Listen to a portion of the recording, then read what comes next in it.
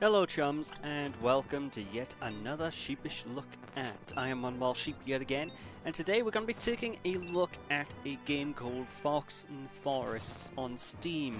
And this is basically a Super Nintendo era styled platformer in which you play as Rick the Fox and you go from various levels in order to hunt down magical seeds and collect magical pieces of tree bark in order to basically do something in order to basically help the season tree, which, well, needs your help, really. And the general thing about this game is it's very Super Nintendo, like everything down to even the sound font used for the actual soundtrack has that Super Nintendo sort of feeling to it. And honestly, it seems like the whole purpose of this game is to be like a throwback title to that era of games. And for the most part, this game is great. It's pretty damn fun. As you go throughout the levels, you do have access to a crossbow in order to shoot enemies, or you can utilize your sword in order to swipe at foes in your way. And basically, as you progress throughout the game, you can gain upgrades to your powers, including getting new moves. You can get new ammunition types that utilize your magic gauge, and you can basically, well, just improve yourself as time goes on.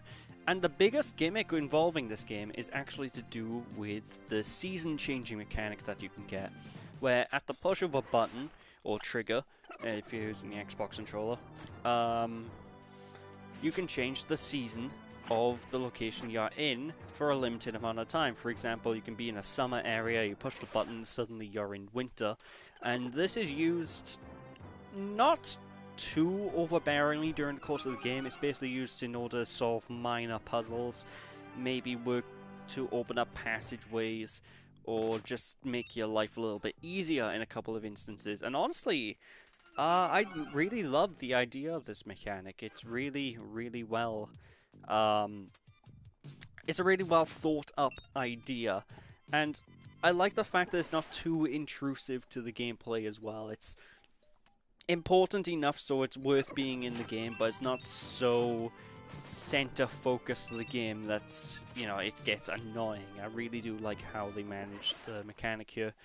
And honestly, the level design as well as a whole, for the most part, I'll talk about why I say for the most part a bit later on, but the level design for the most part is really well done, with not many levels, honestly. The game is quite a short one, but every area feels unique, everything has a distinct theme to it, and just the general layouts and everything are pretty simple to go through your first time through, and are expansive enough to warrant exploring in order to find the additional magical seeds that you need to pick up, as well as other MacGuffins that will help you power up your character and what have you as well. And honestly, it's quite well done how they handled it, because it is basically, it's linear, yet explorative at the same time. Now, I will say, the level design does sort of fall apart, in my opinion, in the final world of the game, however, where I found myself in, like, pits that I couldn't jump out of, and various other instances like that that really, really annoyed me. Like, I don't know, like, during the entirety of this game, the game is fair for the most part, challenging at points, but fair, until you get to the final world where, I don't know, I felt that things got a bit needlessly annoying and frustrating, where they're throwing tons of enemies at you. And again, the aforementioned pits I went into, that one pit I only managed to get out of because I managed to somehow triple jump, and I don't know how I did that. I think it might have been a glitch. So yeah, the final world, I say the level design sort of falls apart in my opinion, but, you know, your mileage may vary there. But again, for the most part, the level design of the whole game is pretty not bad at all. And the game also has some pretty neat boss fights that have a little bit of puzzle solving towards them as well on how to beat them. However, if you do lose against these boss fights, the game does offer the ability to tell you, okay, this is how you beat the boss, for those of you who don't want to sit there for about an hour deciding, how do I do this? So it's kind of accessible in that regard, where even the game can sometimes give you hints and stuff on how to progress further, which I do absolutely love. And again, as I said, I like the soundtrack. It's got all this Super Nintendo sort of feeling and charm to it, but it really does sound pretty good for the most part, and I don't really have any complaints about the sound design of the soundtrack itself. The game does have its issues though, and again, as I mentioned, the level design in the final world does seem to fall apart in my opinion, but on top of that, I do find there's a really weird bug. I don't know if it's my system or if it's the game itself, but considering I don't really come across this very often in any other game, I'm going to assume it's the game itself, where for some reason the game will not register certain inputs. So sometimes I'll say I want to do a double jump, it won't register the second button press, or say I'm mashing the X button in order to shoot, sometimes the character just will not shoot.